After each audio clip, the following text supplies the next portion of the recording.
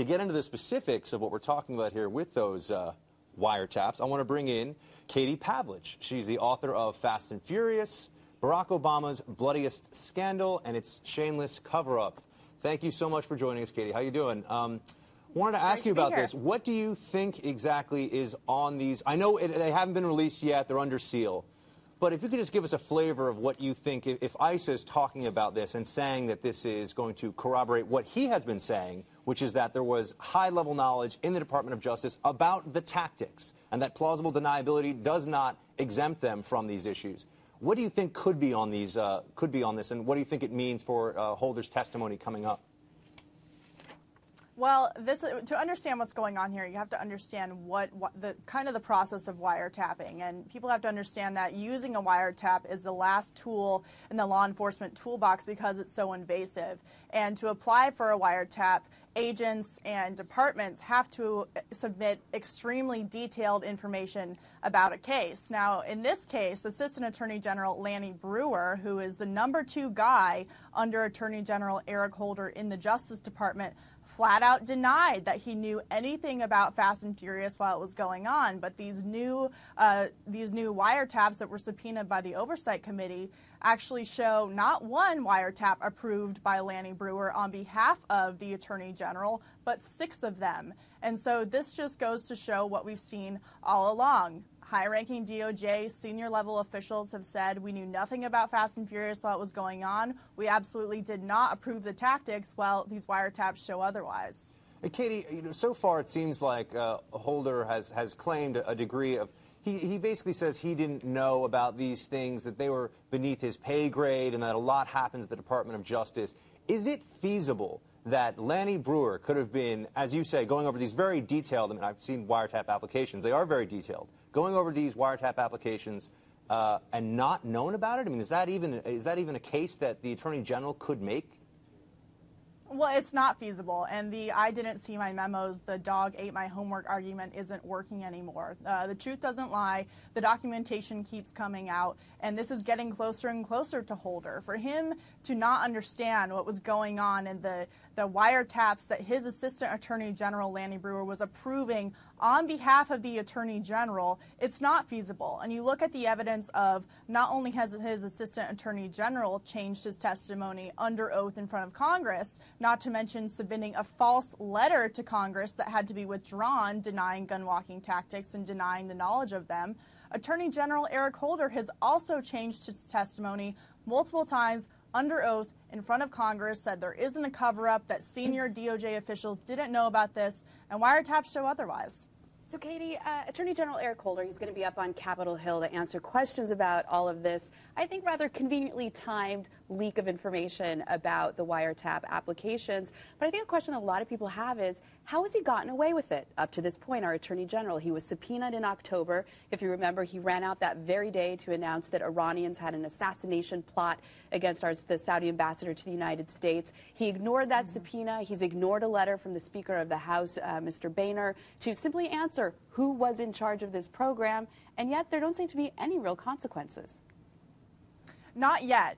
We have to keep in mind that scandals like this take a little bit of time to play out. And Attorney General Eric Holder, by getting himself in this position by waiting and waiting and waiting to comply with the subpoena, he's really put himself and the Obama administration in a very tough spot, because Congressman Issa has come out and said, look, if you comply with this subpoena that we issued in October, we won't move forward with contempt charges. But the problem is, I guarantee you there'll be documentation that Holder would have to supply the committee with that would contradict his testimony further, which could have criminal consequences of perjury, obstruction of justice, and then not to mention, if he doesn't comply with the subpoena, it's a black eye politically for the Obama administration moving into an election year.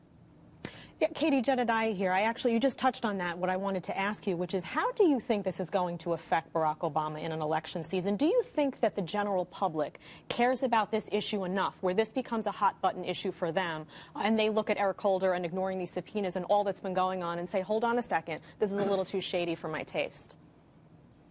I think that people really do care about this. I've traveled around a lot and talked to a lot of different people, and this isn't necessarily simply just about the scandal, which is horrific and a travesty on its own, but it's about our government officials at the highest level behaving as if they're above the law. And Representative Dan Quayle, who represents the Phoenix area where this took place, came out and said, look, my constituents are calling my office every single day, and they want answers about this. So I think that even though we haven't had much movement on the political side in the outrage yet, I really do think that we're going to see more of it moving into the summer. It's a perfect time. Historically, scandals blow up in the summer when there's not a whole lot more going on. And so the next step is for Mitt Romney to actually come out and take what he said in his NRA speech back in April and say, look, it's time for President Obama to hold these Justice Department officials accountable for the mowing down of innocent Mexican citizens in Mexico, not to mention the killings of our own federal agents. I mean, you know, the Attorney General serves the pleasure of the President. I've mentioned before here that Donald Rumsfeld, after the Abu Ghraib scandal broke, which nobody said he had any connection to, by the way, there were no memos going over his desk saying this is what should be done there, offered his resignation by his own admission. He said he offered to resign because of the appearance of it and the fact that it happened on his watch. What I find absolutely amazing in this situation is that the Attorney General's defense so far, and continues to be, well, this incredibly horribly designed operation that cost American lives and many hundreds of Mexican lives was somehow I didn't know about it, and that's okay. So as far as I see it, it just has to be that they're trying to hold on to what is going on right now. The Attorney General does not want to resign until after the election. At that point, he can go into private practice and hang out and everything will be fine. I don't see what the alternative is because this issue is not going away. Well, and what I find unbelievable is that Eric Holder seems to have survived so many moments of sheer incompetence, if not, you know, negligence and maybe even criminally. I cannot believe, you know, Katie mentioned the black eye on this administration. I mean, the administration is beaten up across the face. There's more than one black eye at the hand of Eric Holder. I can't believe he survived this long. And I think it's a testament to Obama's unwillingness to look like he makes mistakes. He doesn't fire people. He does not correct mistakes. We've talked about it before. He does a slow walk back, hopes things go away.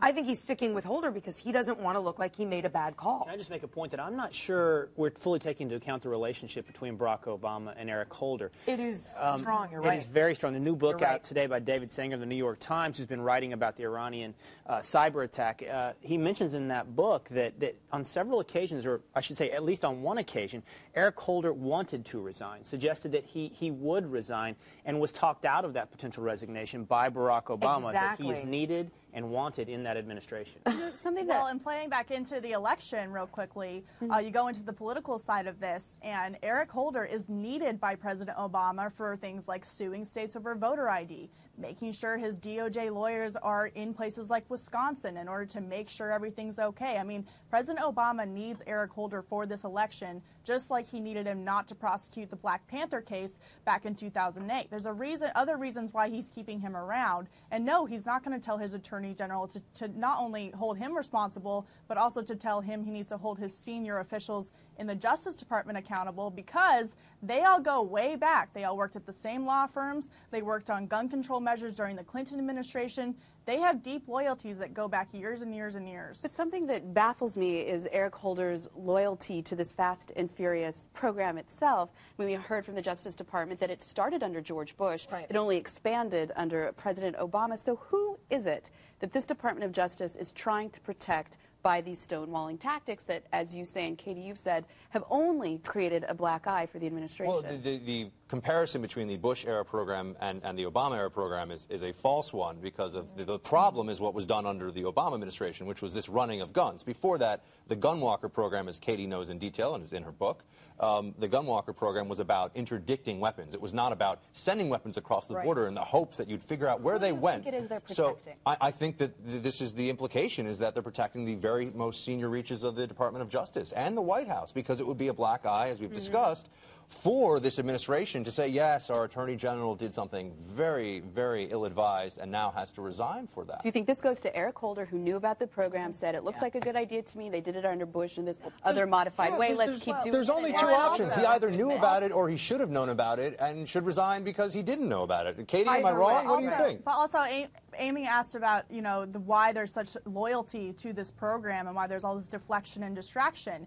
And the reason is because there was an agenda behind this program. When you dig deep into the details and you look at the evidence, whether it's the emails, whether you talk to the whistleblowers on the ground and what they were doing, there was an agenda behind this program that got thousands of, or I would say thousands of people killed, because we can't account for the guns that are now lost and being used on a daily basis in Mexico.